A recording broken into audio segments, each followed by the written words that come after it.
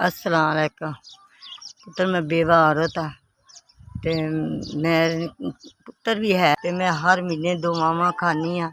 यह मेरिया दुआवां ने ते मैं यही खा रही हाँ। कोई मेरा सहारा नहीं है। मियाँ फौत हो गया है, बच्चे देंदे लैंदे कुछ नहीं, कदी नहीं पूछया उन्होंने अम्मा जी नहीं है कि मर गई है। बस ए दुआवां खा छड़नियां, तुरी फेरनियां। दिल नहीं करदा झोली फैलाण ते बहरहाल मजबूरियां जिहड़ियां ने लैके आंदियां ने।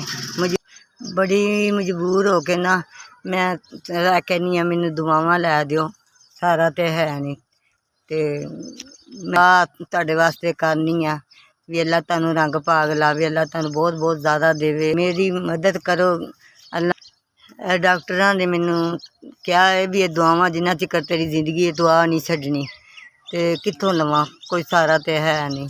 मेहरबानी है तुसी मेरी मदद कर देवो।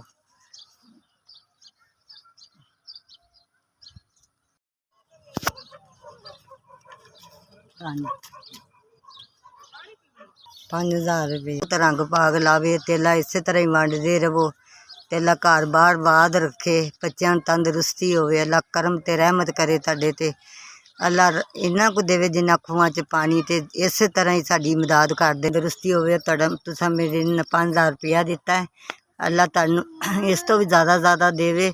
मैं दुआवां लवांगी, परवरदिगार करम ते रहमत करे आपदी जनाब दे विचों ते रज के लोकां नूं दवो ते